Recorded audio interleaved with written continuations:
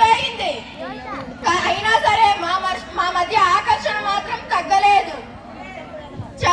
సూర్యుడి చుట్టూ నేను, ఇతర గ్రహాలు, నా చుట్టూ చంద్రుడు, అందరం కలిసి గెలాక్సీలో ఉమ్మడి కుటుంబంలానే ఉంటున్నాం.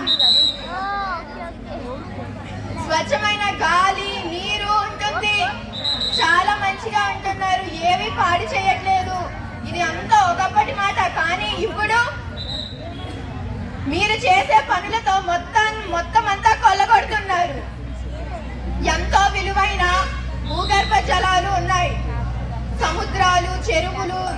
ఈ వీటి ద్వారా చాలా నా జీవరాశులు అన్ని ఆకలి తీర్చుకుంటున్నాయి. పచ్చని చెట్లు, పైర పంటలతో నన్ను ఆకుపచ్చ గ్రహంగా పిలువబడుతుంది.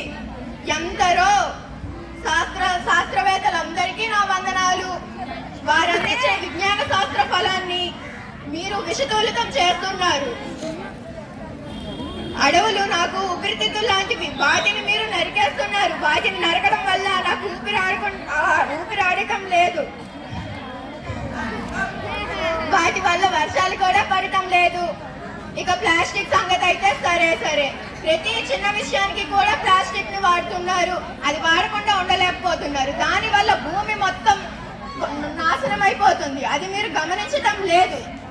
కొంచెం చూడండి. ఇలా అయితే నష్టపోయేది ఎవరు? మీరే కదా. కొంచెం చూసుకొని అందరు కూడా మంచిగా వాడండి. ఇక బొగ్గు, పెట్రోలియంలను అయితే విచక్షణ రహితంగా తోడేస్తున్నారు.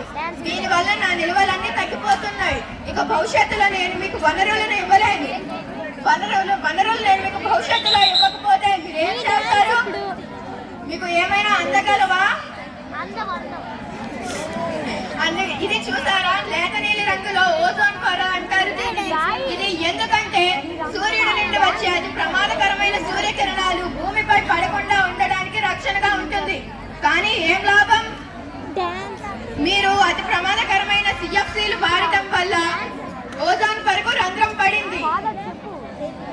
మీరు కొంచెం చూసుకొని యూజ్ చేయండి.